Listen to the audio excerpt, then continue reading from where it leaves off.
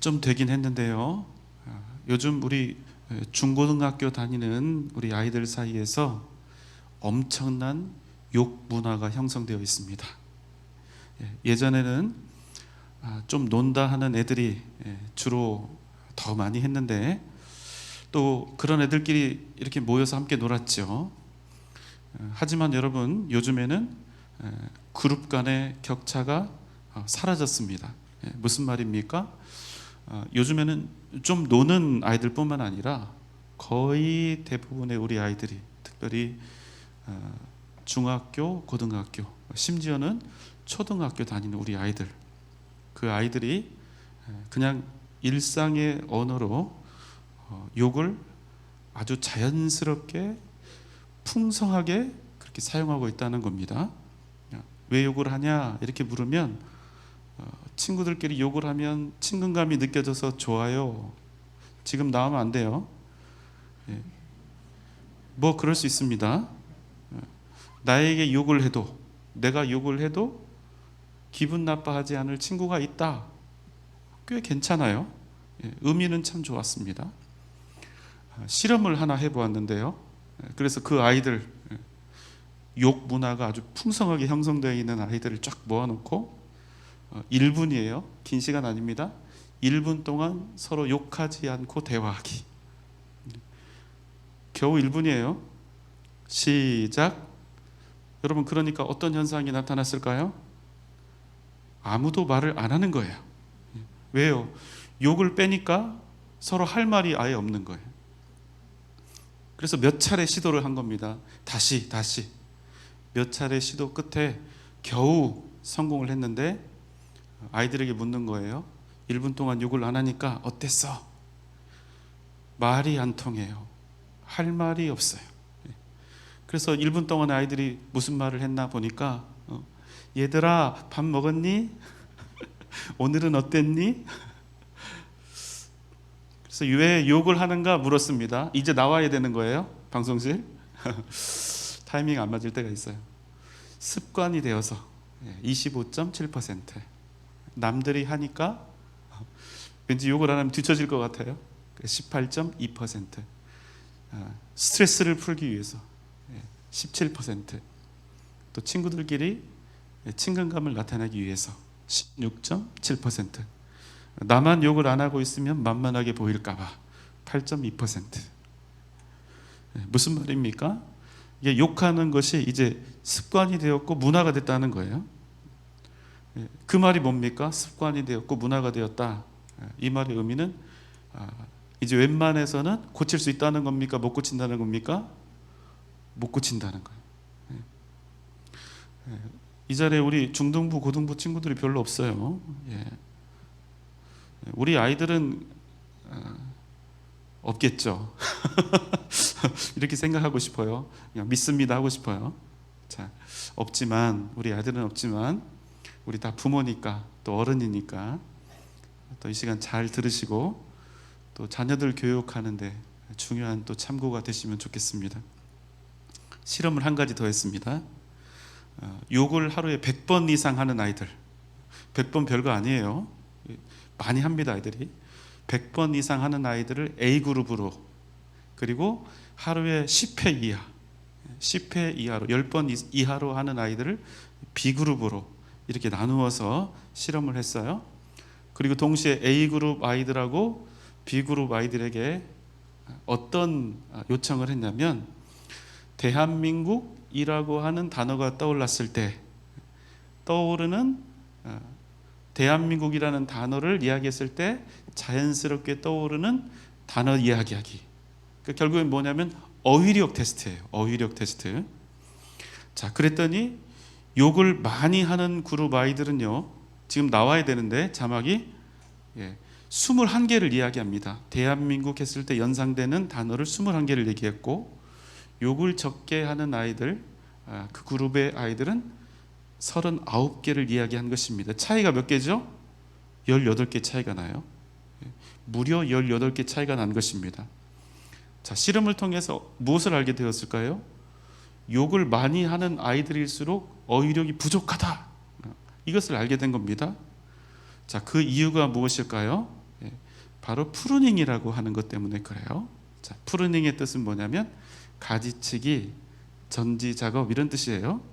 그러니까 프루닝은 필요한 것을 제외한 나머지 불필요한 것들을 내에서 그냥 자연스럽게 없애버리는 작업을 이야기합니다.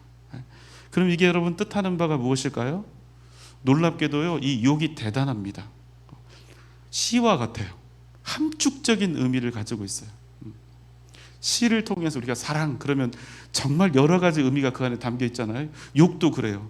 개 아들 그러면 누가 누군가에게 개 아들이라고 이야기했을 때 그 안에는 매우 매우 다양한 의미와 감정들이 복합적으로 들어있다는 거예요. 무슨 말씀인지 아시죠? 나는 욕을 안 해봐서 모르겠다 그러지 마시라고요. 마치 여러분 전라도 말로 뭐하고 같아요? 먼시기? 거시기하고 같은 거예요. 욕이 그런 거예요. 그러니까 여러분 굳이 여러 가지 다양한 어휘를 이 머릿속에 담아둘 필요가 없는 겁니다. 왜요? 그냥 개아들 하면 끝나거든요. 개아들 하고 그냥 이야기하면 끝날 것을 구구절절 이런 말 저런 말 길게 설명할 이유가 없는 겁니다. 그럼 뇌 속에서 어떤 현상이 일어납니까? 어떤 반응이 일어납니까? 프루닝 현상이 일어나는 거예요. 가지치기가 되는 겁니다. 어휘의 가지치기. 그래서 여러분 욕을 많이 하는 사람일수록 대화에 있어서 제대로 된 일반적이고 풍성한 언어들을 사용할 이유가 없어지기 때문에 나도 모르게 내 머릿속에서 가지치기가 된다는 겁니다. 그러면 어휘력이 낮아지는 거예요. 자, 뿐만 아니라 우리 뇌 속에는요, 감정을 제어하는 변연계라고 하는 게 있습니다. 변연계라고 하는 게 저 중심부에 있는 게 변연계인데요. 욕을 많이 하는 사람은 이 변연계가 망가진다고 해요. 욕을 많이 하는 사람은 변연계가 망가져서 감정을 조절하는 능력이 점점 사라지게 됩니다. 그럼 어떻게 됩니까? 순간적인 감정의 지배를 받기 때문에 더 거칠고 쉽게 분노하는 사람이 됩니다. 참 놀랍죠. 욕은 그냥 우리가 하나의 언어라고 생각을 하거든요. 그냥 단어라고 생각을 하는데 이 욕이 그냥 욕이 아니라 그 사람의 인생을 피폐하게 하고 망가지게 한다는 것입니다. 무슨 말입니까? 우리 중고등부 어른들 사이에서도 그럴 수 있는데요. 욕을 맛깔지게 하는 사람들 있잖아요. 그럼 왠지 강해 보여요. 쿨한 사람처럼 보이죠. 하지만 그 사람들은 자기 인생을 망치고 있다는 거예요. 그런데 여러분 이게 남일 아니죠? 어른들도 욕을 많이 합니다. 어른들이 욕을 하면 정말 보기 안 좋아요. 사람이 달리 보이죠. 쌍시오자 막 나오는 사람들 정말 저는 이해가 안 돼요. 미치겠어요. 그런데 여러분 어른들의 욕은요, 아이들의 욕이랑 매우 매우 결이 달라요. 어떤 결입니까? 전혀 다른 결을 갖는데요.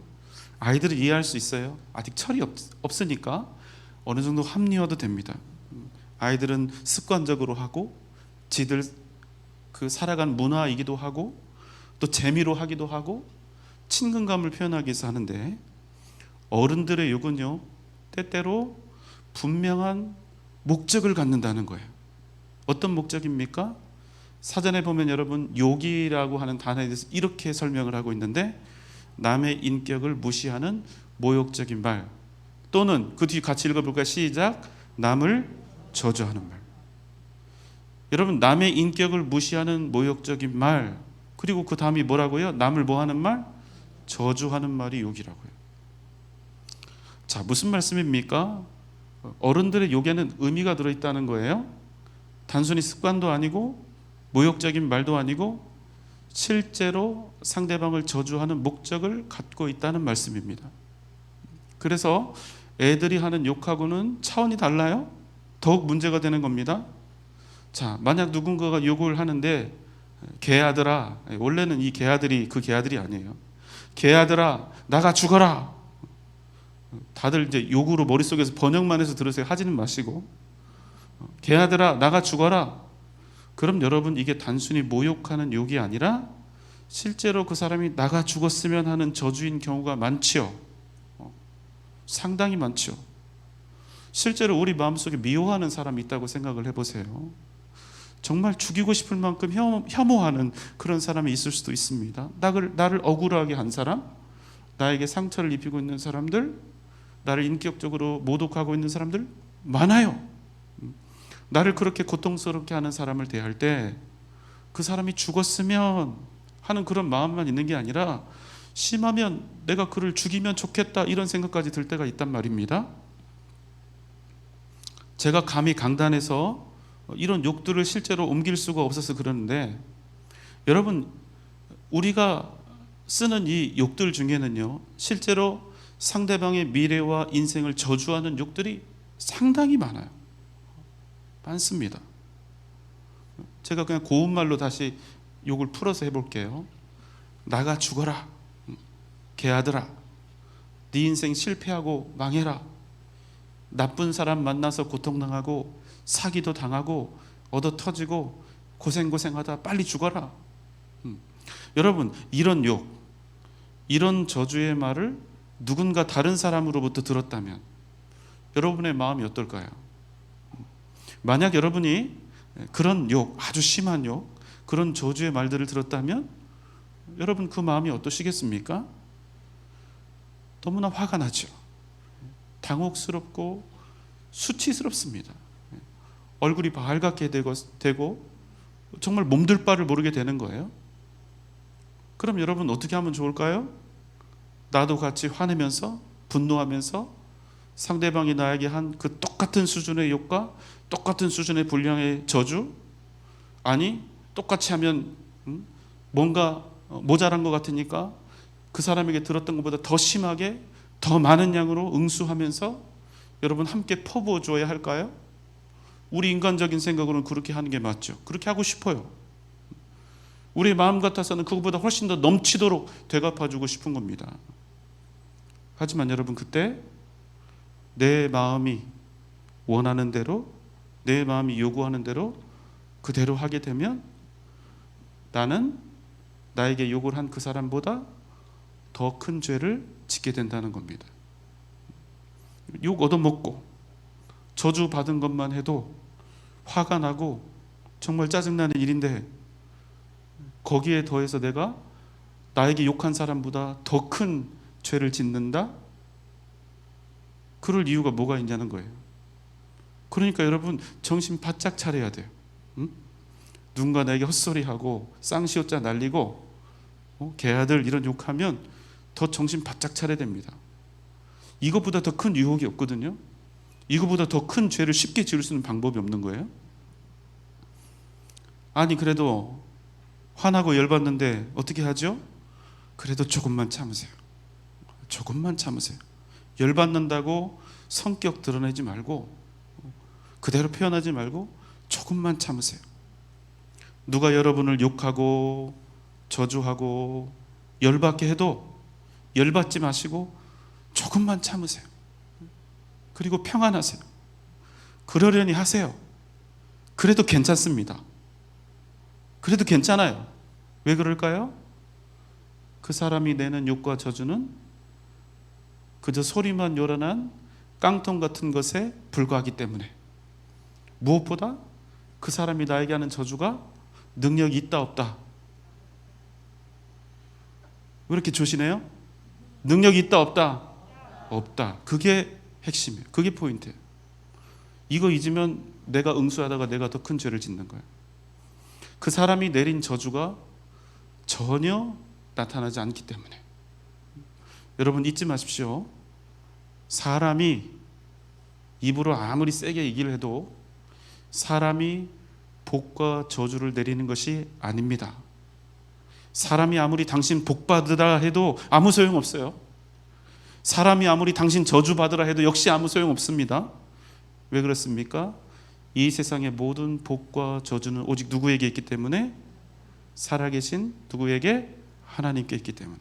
여러분 아멘입니까? 자, 신명기 11장 26절로 28절입니다. 내가 오늘 복과 저주를 너희 앞에 두나니 너희가 만일 내가 오늘 너희에게 명하는 너희의 하나님 여호와의 명령을 들으면 복이 될 것이요 그렇지 않으면 저주를 받으리라. 안타깝게도 평생 욕하는 말, 저주하는 말을 전혀 듣지 않고 살 수는 없는 것 같아요. 혹시 난 누군가로부터 평생 그 어떤 욕과 저주도 들어본 적이 없다, 이런 분 계신가요? 그래도 그건 불가능한 일일 거예요. 본인이 아니다 이렇게 장담을 해도 물론 여러분의 귀에 들리지는 않았겠지만 운전하다가 나는 못 들었어도 아마 다른 차에서 내 욕을 했을 수도 있을 거예요.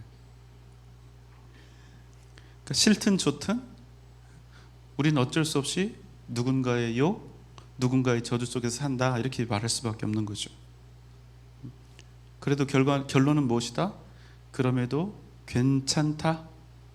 그냥 괜찮은 게 아니라 아주 너무너무 완전 괜찮다. 왜요? 그 사람들의 저주가 능력이 어떻기 때문에? 없기 때문에. 왜 그렇습니까? 모든 복과 저주는 살아계신 누구의 손에?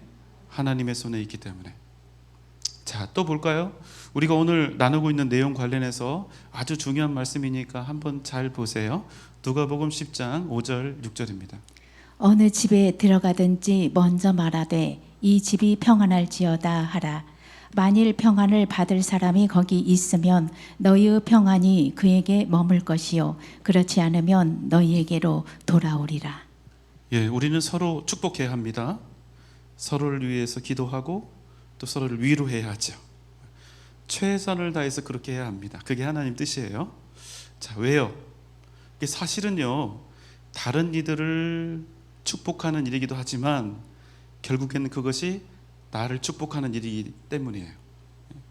다른 사람 축복하는데 되게 인색한 분들 있죠? 그러지 마세요. 다른 사람들 축복하는 일이 결국에는 나를 축복하는 게 된다고요. 자, 한번 보세요. 누군가 다른 이의 평안을 구합니다. 다른 이의 복을 하나님께 구합니다. 축복하는 거죠. 최선을 다해서 그가 복받기를 구합니다. 입으로 기도하며 축복하고 입을 통해 축복합니다. 그러면 하나님의 우리의 간구를 들으시고 그 사람을 축복하죠. 그런데 내가 복을 빈 그 사람이 하나님의 복받을 사람이 아니면 어떻게 된다고요? 그들을 향해서 내가 간절히 빌었던 그 복이 사라지지 않고 누구에게 돌아온다고요? 나에게 돌아온다고요. 복을 빈 우리 자신에게 돌아온다고요. 아멘입니까? 우리가 최선을 다해서 좋든지 싫든지 서로를 위해 축복하며 살아야 할 충분한 이유가 이 말씀 속에 있는 거예요. 자, 그런데 이 말씀의 논리를 휙 뒤집어 보면 완전히 다른 메시지가 하나 나오는데요. 자, 한번 보세요. 내가 누군가가 너무 싫어요. 그래서 그 사람을 비난하고 무시합니다. 욕하고 저주합니다. 그놈은 그래도 이렇게 생각하면서 헐뜯고 다른 사람들과의 관계 속에서 이간질하고 뒤에서 막 이야기해요. 만약 그 사람이 하나님 앞에서 정말 그런 유의 사람이면 내가 욕하거나 저주하지 않아도 하나님께서 그 사람에게 벌을 내리시든 저주를 내리시든 하겠죠. 그러니까 결국 굳이 할 필요가 없는데 하는 거예요. 내가 무슨 말입니까? 내가 욕하거나 저주하지 않아도 하나님께 벌 받을 사람, 저주 받을 사람은 벌 받는다, 이런 말이에요. 그러니까 그냥 놔둬도 된다는 거예요. 안이 꼽고 싫고 미워도 굳이 내가 그 사람을 욕하고 그 사람을 저주할 필요가 없다는 거예요. 이게 제일 좋은 거예요. 알아서 벌도 받고 알아서 넘어지고 알아서 저주 받는다, 그런 거예요. 그런데 여러분, 굳이 내가 그 사람을 욕하고 저주하는 일이 생기면 어떤 결과가 나타날 수 있습니까? 내가 굳이 그 사람을 욕하고 저주합니다.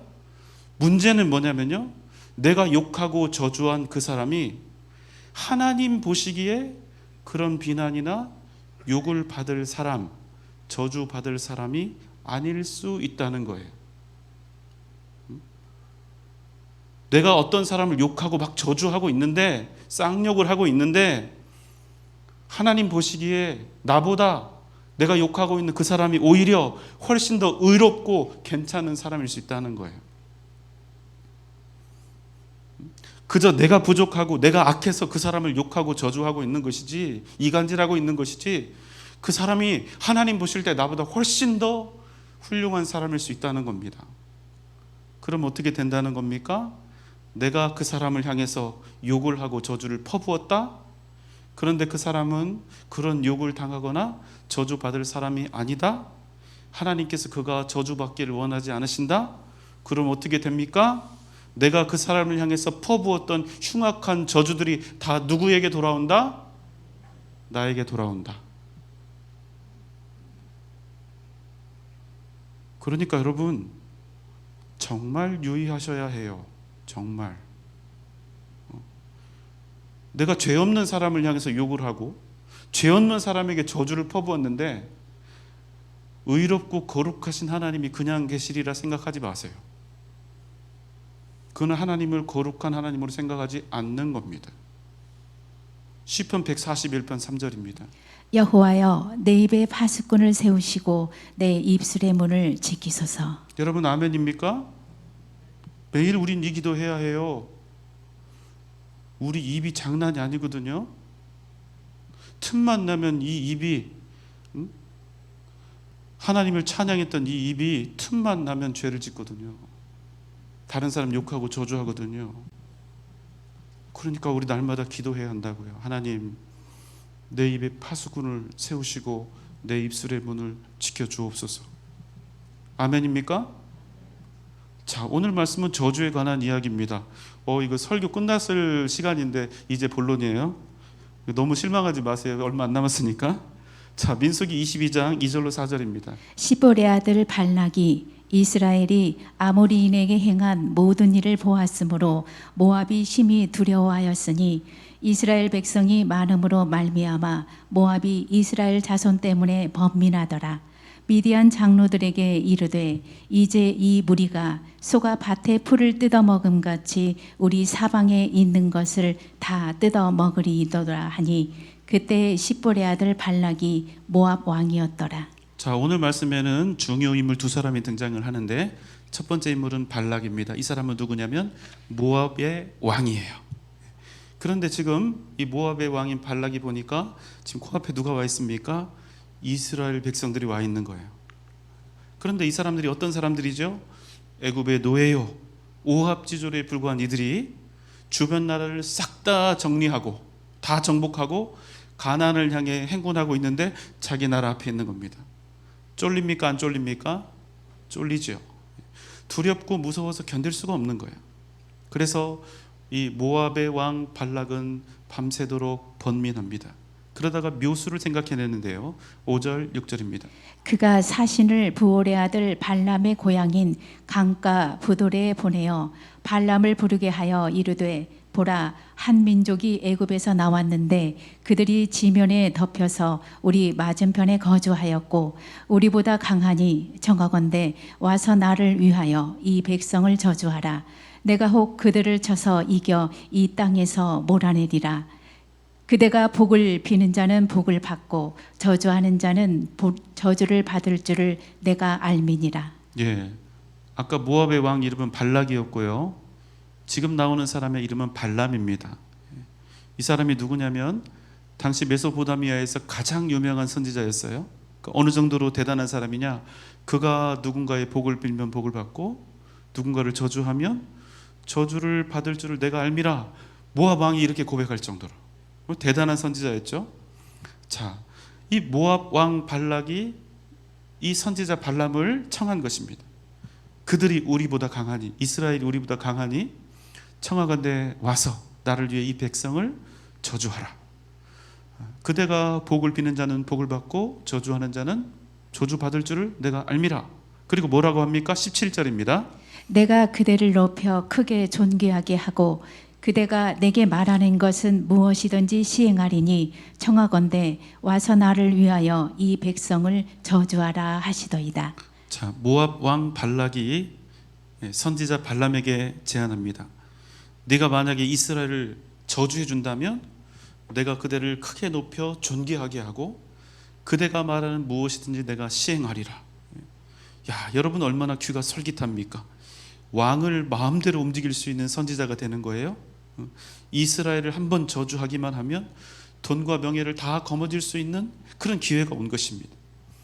그래서 무려 3차례나 이스라엘 백성들을 저주하기 위해서 시도를 하죠. 하지만 하나님께서는 이 발람의 시도를 막으셨습니다. 민수기 22장 12절입니다.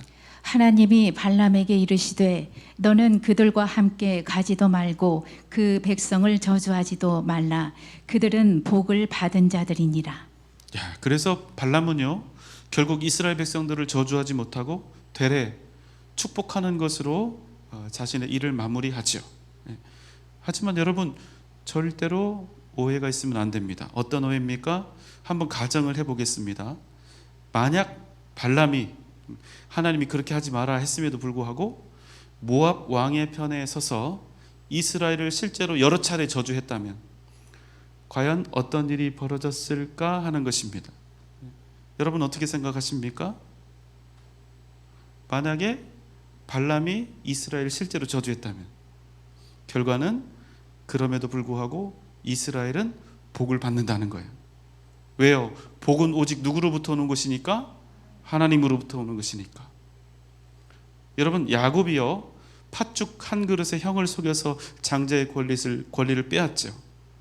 또 눈이 어두워진 아버지를 속여서 형이 받아야 할 축복 기도를 다 가로채죠. 어떻게 해서든 복을 받기 위해서 그렇게 한 것입니다. 맞죠? 하지만 여러분 야곱이요 형의 장자권을 빼앗은 것과 형의 축복 기도를 가로챈 것만큼이나 그의 평생에 멍청한 짓이 없었어요. 아니 왜요?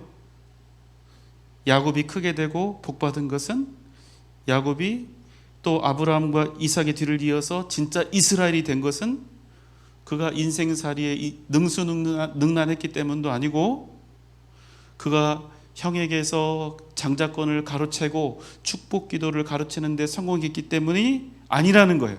그래서 그가 복된 사람이 된 게 아니라는 거예요. 창세기 25장 23절입니다. 여호와께서 그에게 이르시되 두 국민이 내 태중에 있구나. 두 민족이 내 복중에서부터 나누이리라.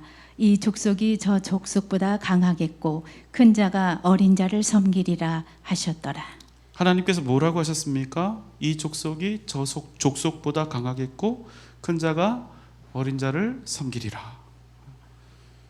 야곱이 복받은 것은요 장자권이나 아버지 이삭의 축복 기도 때문이 아니었다. 무슨 뜻입니까? 형 에서의 장자권을 사기치듯 빼앗지 않았어도 아버지 이삭의 축복 기도를 몰래 가로채지 않았어도 그는 이미 복 있는 사람이었다는 사실입니다.